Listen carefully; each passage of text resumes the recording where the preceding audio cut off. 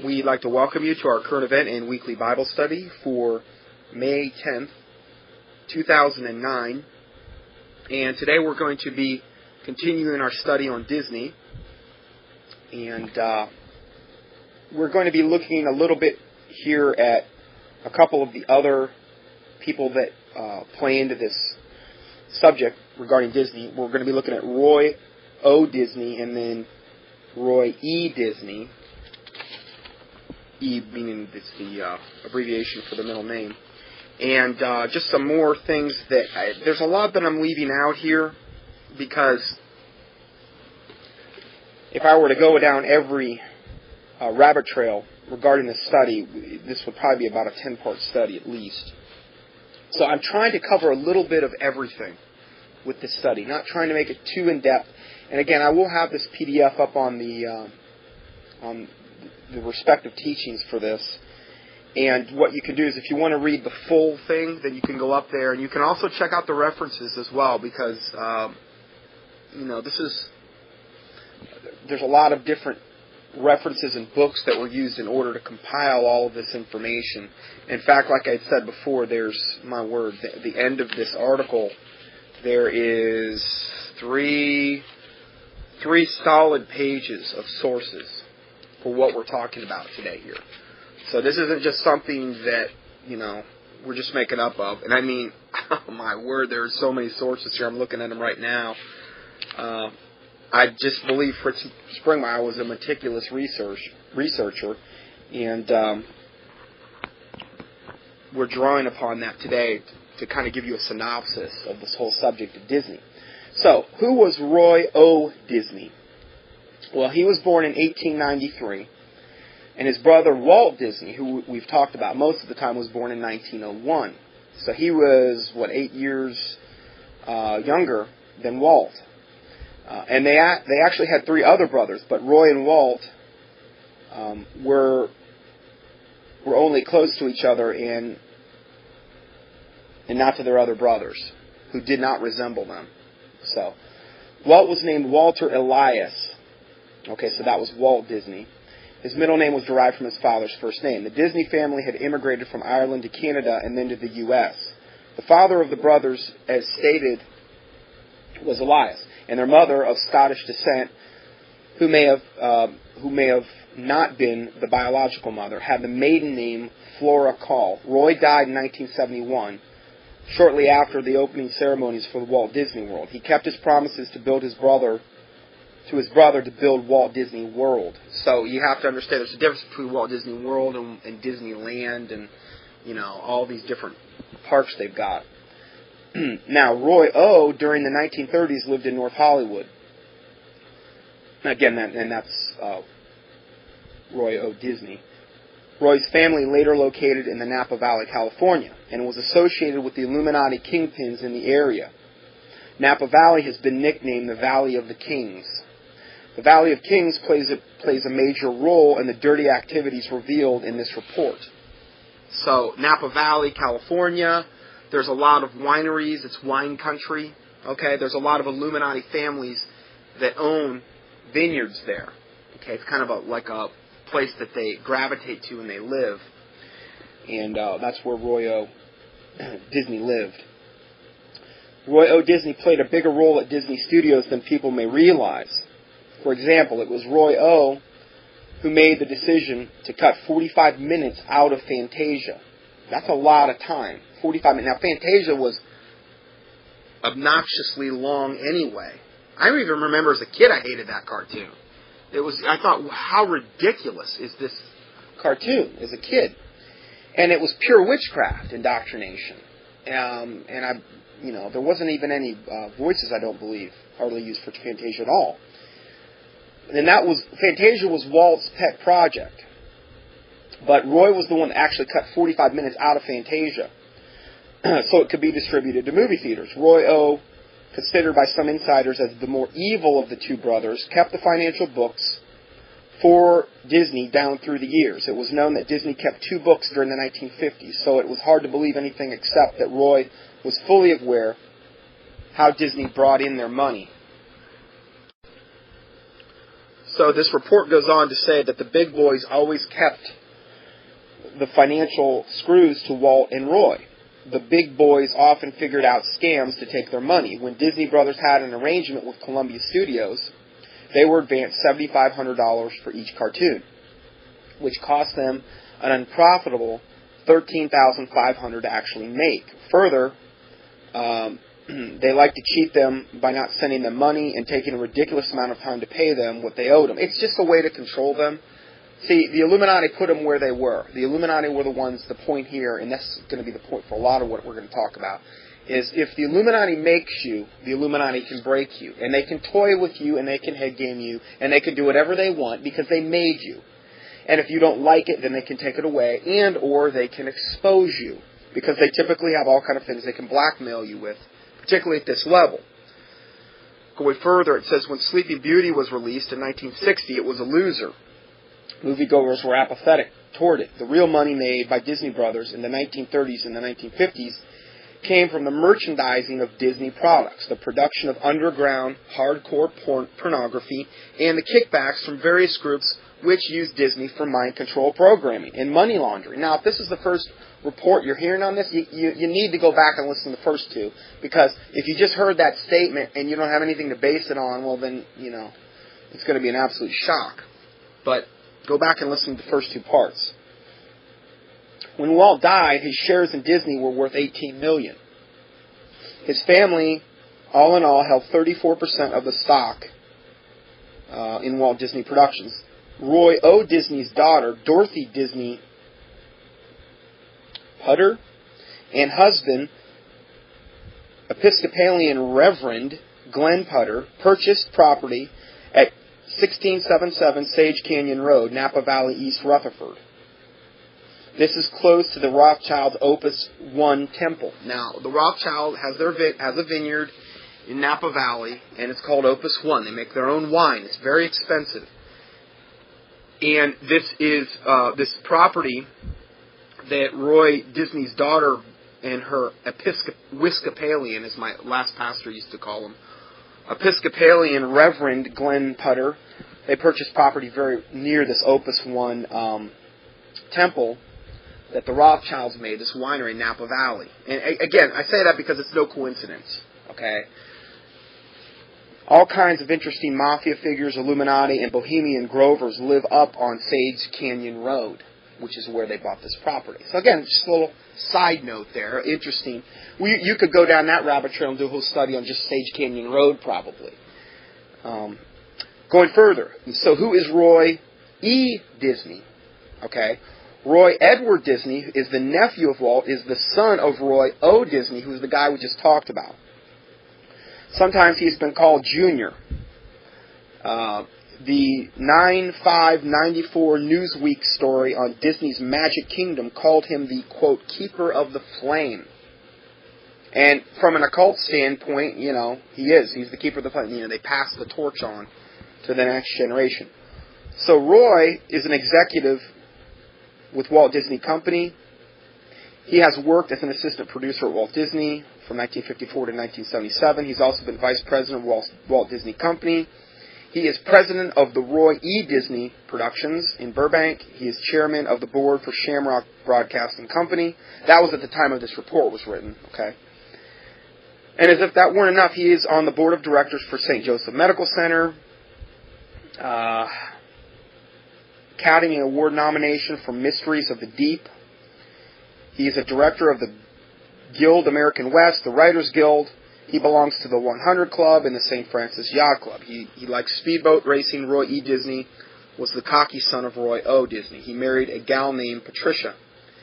He was merely tolerated by his uncle Walt, especially after he made some snide remarks about Walt's plan for Disneyland.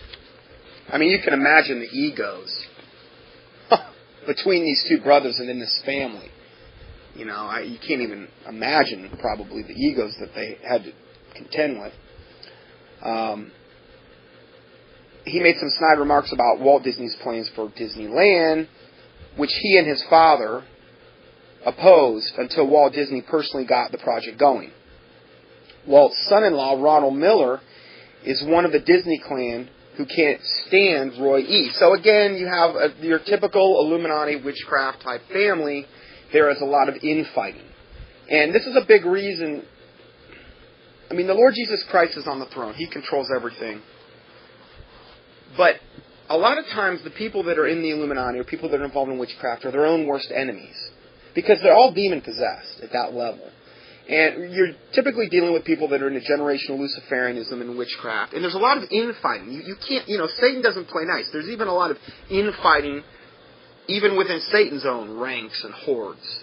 Okay? Because they're self-centered. And many times this is a reason why they may have an agenda to implement, like 1984. The book that was written in regard to that was when they really wanted to have the New World Order in full swing. Well, here we are. It's 2009, and they still don't have it where they want it. Okay? And, again, it's because of a lot of the infighting that goes on within the Illuminati that they can't get on the same page. It's going further. It said that Ronald Miller, who's the son-in-law of Walt, he couldn't stand Roy E. The two never liked each other, and the power struggle between them and after Walter's death, in the power struggle between them, Roy E. won and ended up with Disney. Although people call Roy E. Walt's, quote, idiot nephew, that's what the quote they call him, he eventually, with the help of his father and his outsiders, won the various power struggles at Disney after Walt died and is now a powerful figure. So going further, and again, I just want to give you a little bit of background on some of the main players regarding Disney. This next excerpt is entitled, What Do We Know About the Disney Family in General? Several members of the Disney family came to England with William the Conqueror. They were not known as Disney then, but because they came from the French Norman town of Iceni, is what it looks like. Now this is where the Disneys ultimately were from. They were from the French Norman town of Iceni. They took the name Disney and anglicized it into Disney. Okay, this is how a lot of people get their names. This isn't something that's out of the ordinary. Okay, so they come from the French Norman town of Iceni.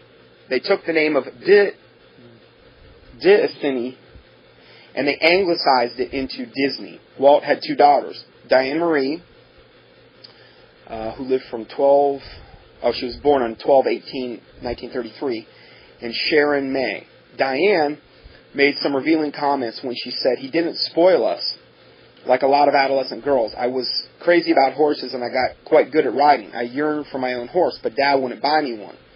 And we didn't have a lot of clothes and other things.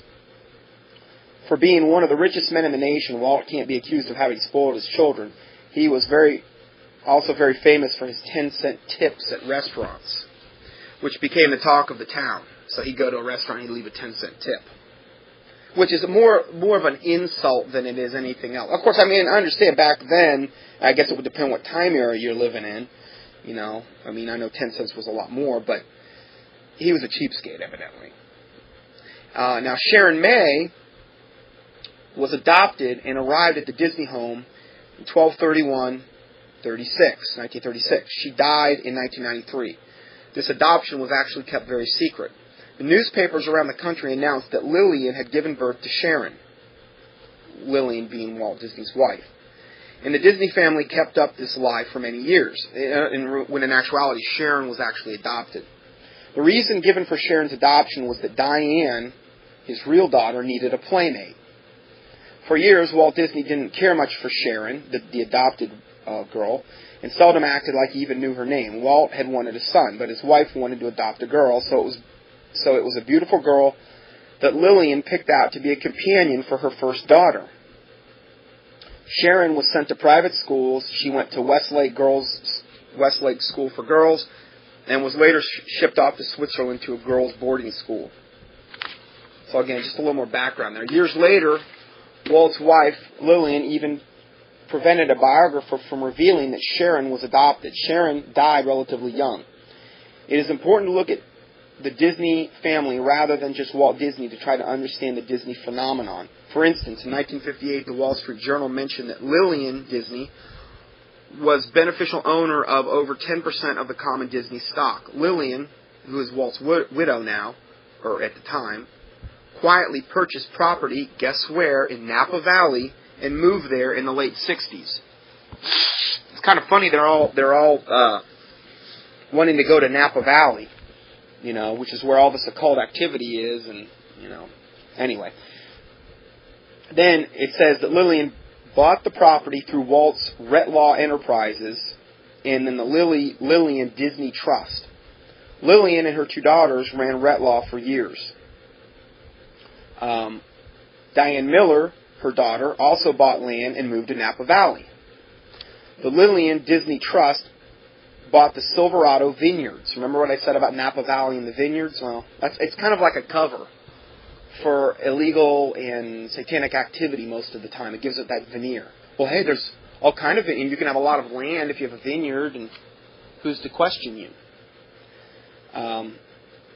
So Lillian bought the Silverado Vineyards, which Diane and her husband manage as, quote, gentlemen growers, as they call it.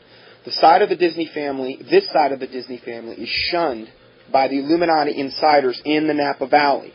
I mean, isn't that terrible? Those Illuminati insiders just shun them. Probably hurt their little feelings. Although very private, there are occasional moments of publicity from Diane Disney Miller when she donated wine for a fundraiser for Planned Parenthood. What a wonderful Christian influence that is. I mean, Disney, the bastion of wholesomeness and goodness, and they're going to donate some wine, probably blessed by the god Bacchus, who's the god of wine and debauchery.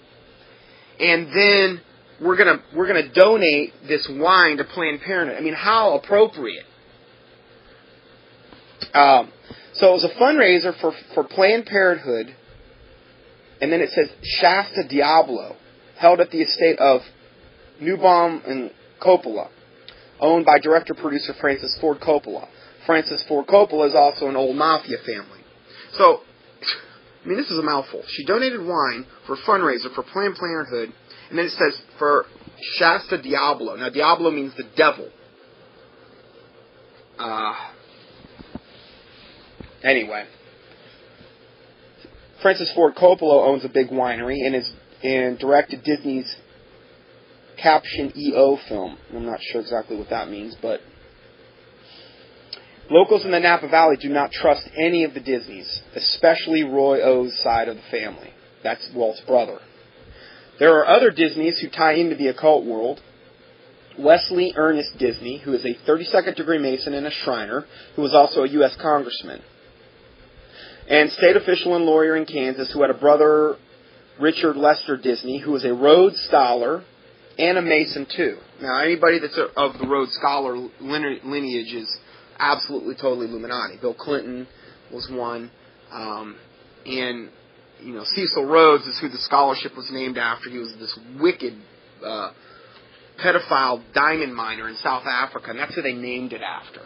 It's like the De Molay Society in the Masons. They name it after this, was it Jacques de Molay, who was a total pedophile, and yet they name the part of the Masons that are for young boys after this rabid pedophile homosexual. It's insane. It would be like, I think Bill Schneblin said this once, it would be like having a Ted Bundy home for battered women. It's almost like the Illuminati does things just to put it in your face, hoping you'll never investigate it, because they want to see how really stupid the sheeple people are.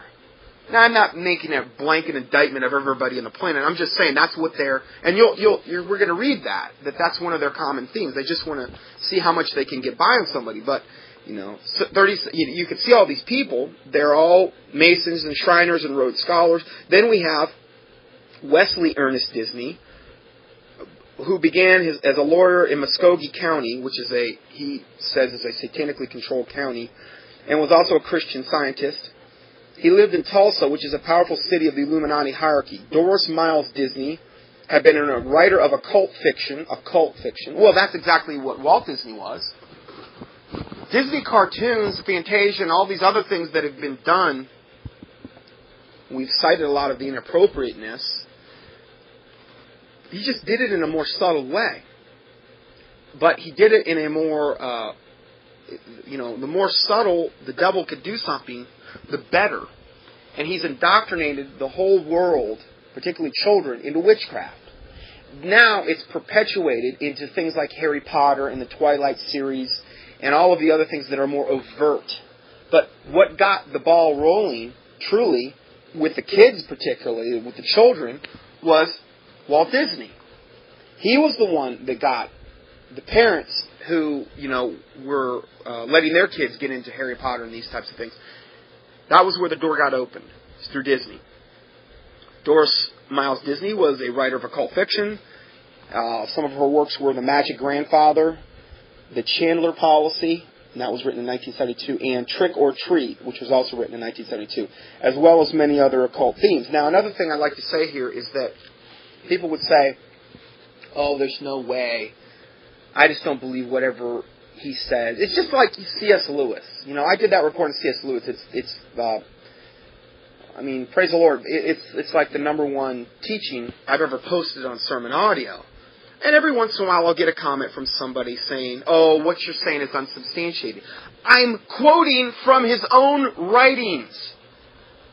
I'm quoting from things that were written about him or by him, about who he associated with, who was he with. I'm not making this stuff up. I'm not the one that authored it. And yet, it's unsubstantiated. And again, on this one alone, we have 3 solid pages of references regarding what we're talking about today here. The thing is that the Illuminati, and you've heard me say this before, when I did that teaching on George Washington, they will only honor their own. They'll honor their own. They'll put you on a dollar bill or a quarter. You're telling me that if the Illuminati, who controls the monetary system, and essentially the outward government, okay, I understand Jesus Christ is on the throne, but Satan is the prince and the power of the air. And through this group called the Illuminati, which are essentially the 13 families, occultic, generational, Luciferian, witchcraft families that particularly practice the Kabbalah, that run the world, they only honor their own. Okay, so you cannot get to these high levels and it just to be by chance and be honored. Who has been more honored?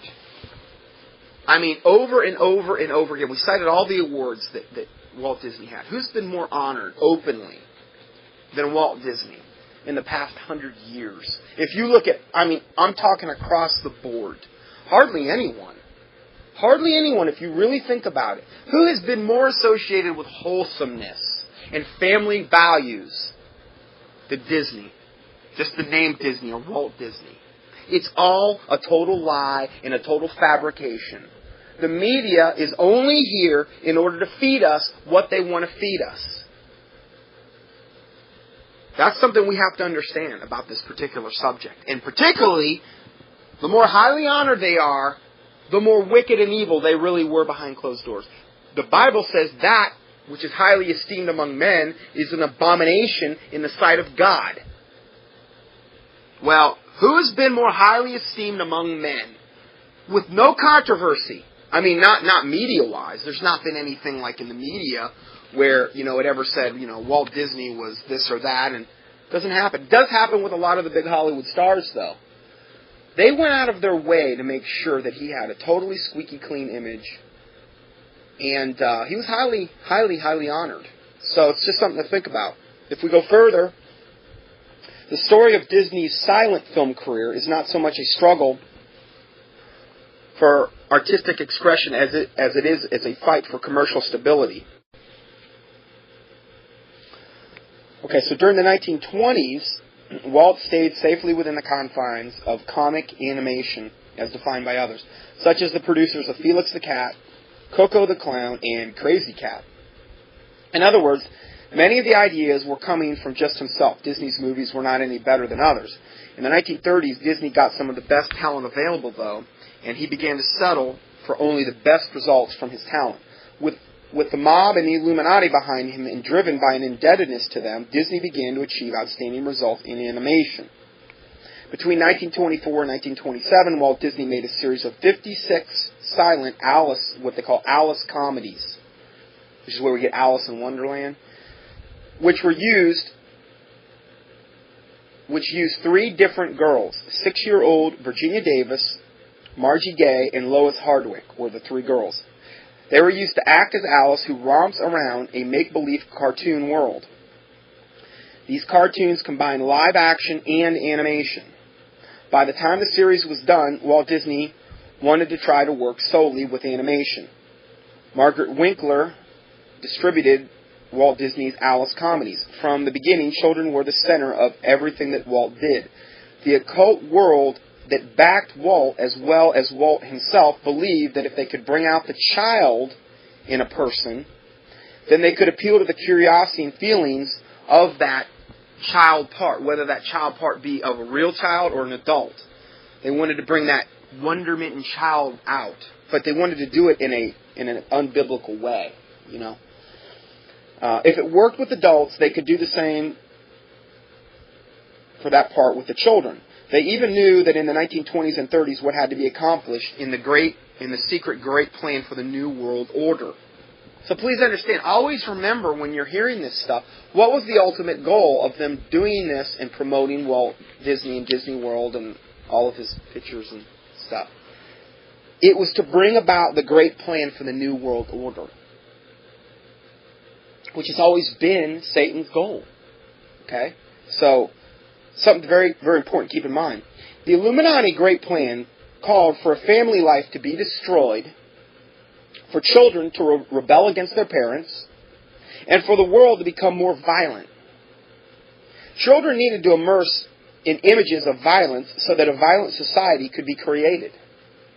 For instance, the 1925 film Alice Stage Struck shows little girl Alice strapped to a log leading to a buzzsaw. They also wanted to make occultism, witchcraft, the common belief of the American people. You see what I'm saying? It's not me, but what do we have today now? We have things that are so much more overt. Where did it start, though? What was the fountainhead? What was the foundation? The Bible talks about, it alludes to the fact that if the head is sick, the whole body will become sick. Well, Disney was really the head of what was used by Satan to indoctrinate the kids and to pervert them and to defile them and to get them indoctrinated into witchcraft and violence and to rebel against their parents and for family life to be destroyed. You know, I've watched a lot of those shows that, you know, they might not necessarily even be from Disney, but a lot of those shows from, quote, family shows from time gone by, you know, from like the 60s. And you know, every single time, if I were to have at one point, and I haven't in a long time, if I were to have bought the VCR or tapes or whatever, I destroy them. Because you watch them and you realize it's an indoctrination tool. I mean, they all teach, everybody goes to heaven. Everybody goes to heaven. And they always teach these nebulous occult themes. They're intertwined, and it really boils down to, how does it feel in your heart? You know, they never name the name of Jesus Christ, and if they do, it's in a derogatory way. They teach you to follow your heart. Is basically what it boils down to. And the Bible says the heart is deceitful above all things and desperately wicked. Who can know it? Jeremiah 17:9. He who trusteth in his own heart is a fool. Proverbs 28:26. There is a way which seemeth right unto a man, but the end thereof are the ways of death. Proverbs 14:12 and 16:25. So, yeah, if you follow your heart, it'll get you to hell every single time. And that's what Disney, the essence of what Disney has done, is really that. Follow your heart. Follow your heart. You won't want to get near the Bible, because the Bible will expose your wicked heart. Going further, it says that the Illuminati felt they could bring it bring in witchcraft if they appeal to the curiosity of the child and every adult. For instance, the Donald Duck cartoon Corn Chips from 1951 shows Donald harassing Chippendale, who then get back at him by stealing a box of popcorn and spreading it all over the front yard. What does a cartoon like this teach kids? It teaches that stealing to repay a grudge is okay, and that pranks are funny. Now, again, you think about all the cartoons. I mean, even them back then, they were just pure violence. Killing this guy and killing this guy and smashing him over the head, eating him, you know. They always end up living. Excuse me. But, I mean, really, what's the message that's actually being sent, though? It's not Christian at all. It's demonic. So the Disney films of the 1920s, in those films, he shows kids cutting school, shoplifting, and playing hooky. He shows Alice running away from responsibility to have adventure. He shows prisoners escaping and hobos escaping work. His films are expressions of misbehavior being successful. So again, it's totally against the Bible.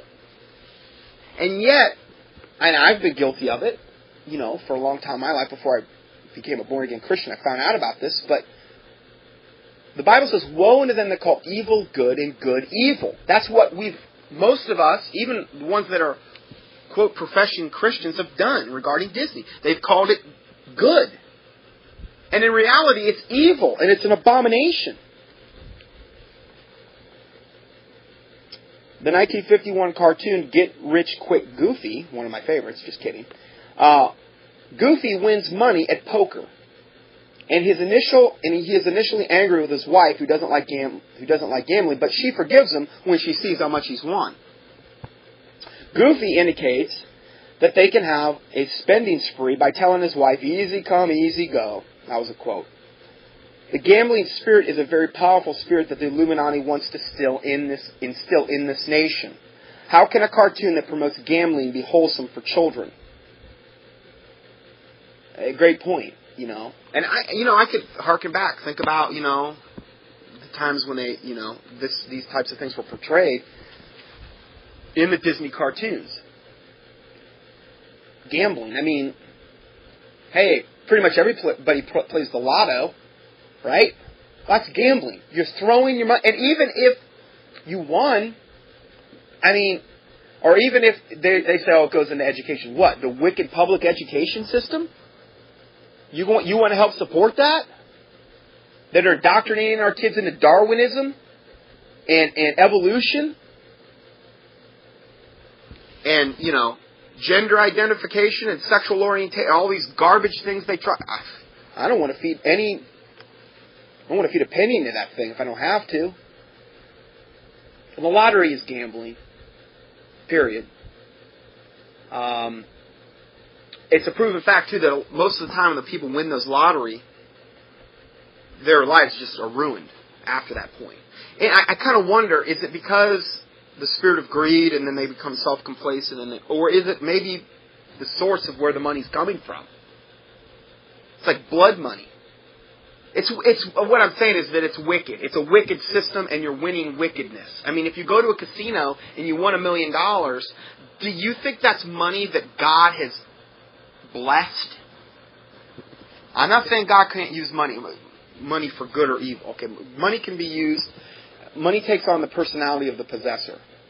Okay, it can be used for good or evil. True. But if you were literally going to like Vegas and you go and you win $1 million, and you know there's no way God led you to do that. There's no way.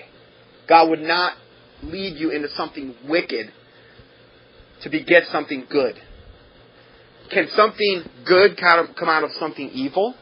The Bible poses that question in Job, I believe 14. And it says no. Not one. So, this is just one more thing that these cartoons are trying to instill. Lieutenant Colonel Dave Grossman is a military expert on how to condition people so that they will kill. That's his job, okay? He writes in his superb book on killing,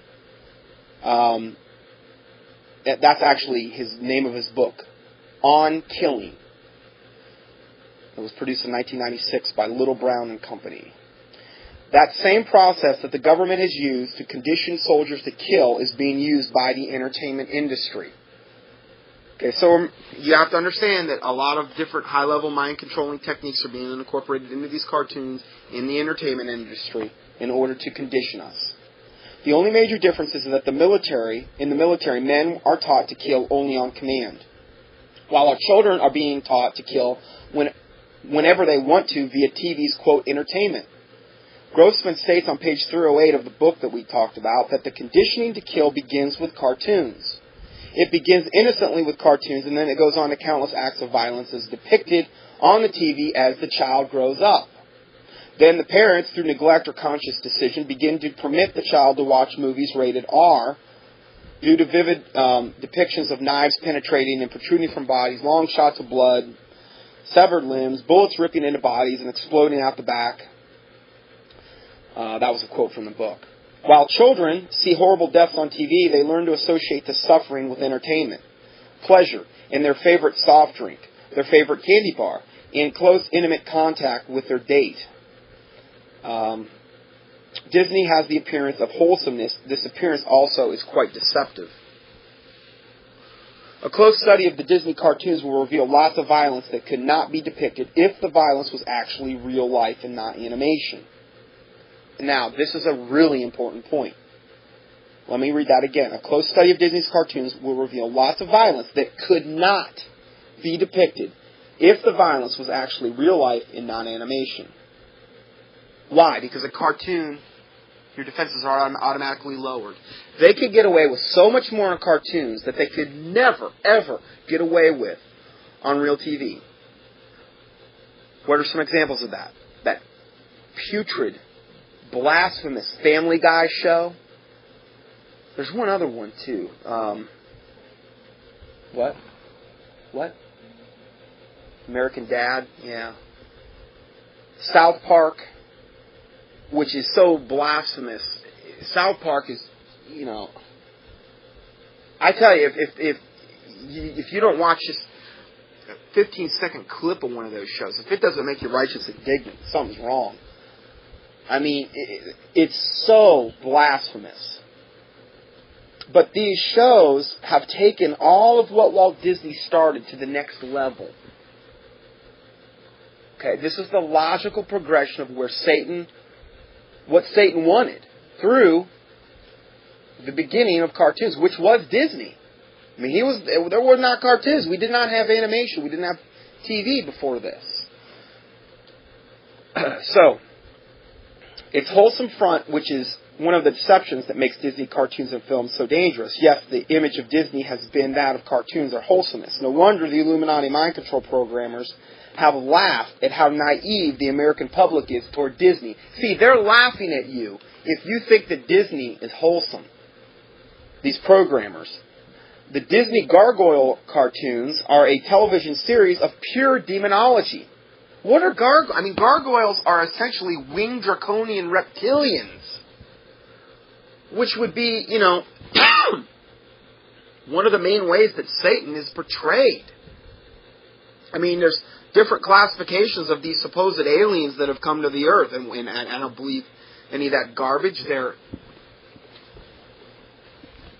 either Nephilim-like creatures and or fallen angels and or transdimensional beings manifesting in this particular form. And probably a combination. Hard to be super dogmatic, but one of the main ways and one of the highest casts that when people supposedly encounter these things are the winged reptilians. What is that? That's a gargoyle. Okay? I mean, are you telling me there's no basis in truth and or evil for gargoyles? There's nothing to it. No. It's a lot like the winged dragon and the great dragon and Leviathan that the Bible talks about. So don't tell me there's no basis in truth for any of this. It's pure evil. But Disney had a whole cartoon series, Disney's Gargoyles. The storyline is that a race of demons protects New York City. That's what this story that Disney's put out says. One of the gargoyles is even named Demonia, like demon, demona. The Illuminati programmers are amazed at how stupid the masses of people are and how easily deceived they are. The Illuminati Mafia knew that Walt had the ability to get the job done that the great plan called for. I'm telling you, this Walt Disney, Disney in general has been one of the greatest tools of Satan in the last 100 years. Bar none, hands down. I'm not saying the greatest, but one of the greatest tools. They knew that they had the carrots and the sticks to get Walt Disney to cooperate. There's, meaning carrots, like a carrot, you hang out in front of a donkey to get him to do something, and a stick, meaning they'll beat you with a stick if you don't do it. There's no doubt that Walt was a hard worker, who in turn expected high standards from his employees. One of the co-workers of Walt wrote that, quote, Walt made a simple statement, that you can lick them with the product if you make your product good enough. They cannot deny it. In Walt's estimation, everything that was done had to be executed with a great deal of thought and finesse. In 1922, Walt made the film Cinderella. This is not to be confused with the later animated film, also with the same title, released in 1950. Okay, so it's not the same Cinderella. The 1950 features was released numerous times. The Alice cartoons that we talked about further were made into a 6-year-old playing Alice. The first 6 Alice comedies had extensive live-action beginnings and then went into a cartoon. So it was part live person, part cartoon. Some of the titles of these 1920 silent cartoon titles were Alice Wonderland, Alice Hunting in Africa, Alice's Spooky Adventure, Alice Plays Cupid, and again, Cupid is just another devil, okay, that we've been associated with Valentine's Day, which is a totally satanic holiday. Alice Cans the Cannibals. So again, these themes, cannibals, Cupid, spooky adventure, Alice Rattled by Rats, Alice Charms the Fish. Charming is something that the Bible talks about that's always associated with witchcraft. A charmer or an enchanter, which is right on the same par as a witchcraft. So again, just to give you a little more background there. After the Alice series, Disney began a fully animated series called Oswald the Lucky Rabbit. Here we see the occult concept of luck. Now, you've heard me mention that before. Lucky Lucifer, you know. And who hasn't heard of the lucky rabbit's foot? I know I've got 10 in my pocket right now. Just kidding. Teasing. Anyway, but yeah, rub your lucky rabbit's foot and get anything you want. So you see how, again, it's so obvious to me now doing this report, what an incredible tool Disney has been in Satan's hands.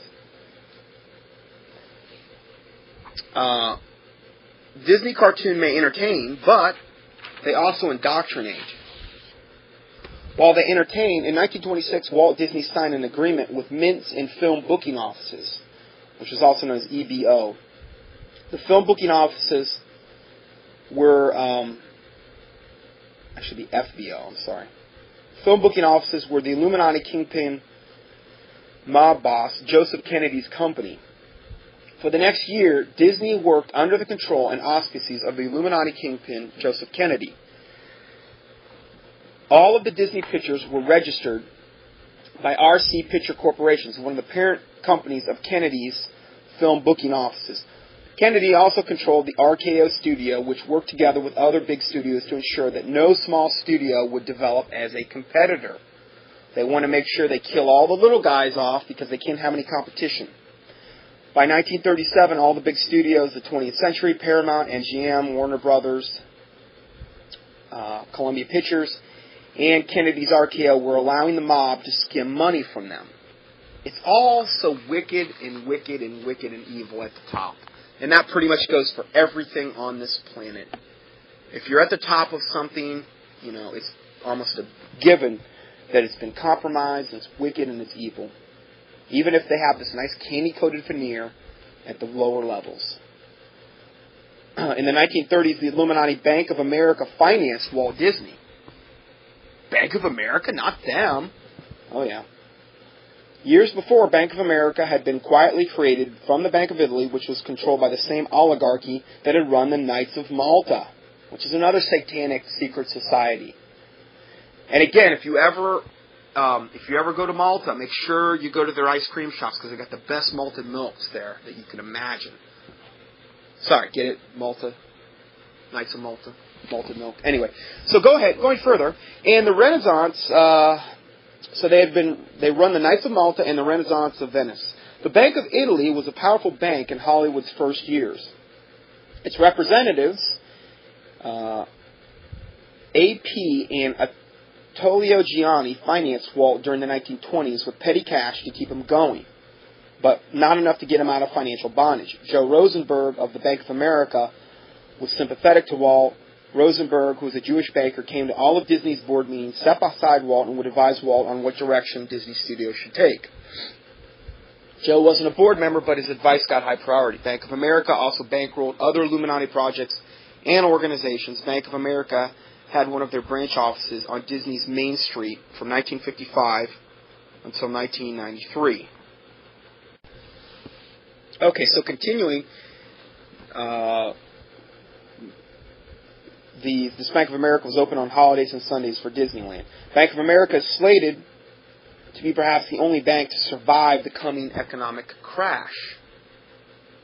Now, this report I'm reading you was written in the 90s. Fritz knew about the coming economic collapse, and it's very matter of fact, Bank of America is perhaps going to be the only bank that will survive. Now, again, if it does survive, it will be assimilated. It will probably become the Bank of either North America or the Bank of the World Bank. Because some banks got to survive, right? All the other ones got to go. And when this economic crash happens, the Illuminati kingpins will actually allow their own banks to crash. Why? Because it's all part of a controlled crisis to bring about a controlled change. Order out of chaos. Order ab chao, the motto of the 33rd degree Freemason.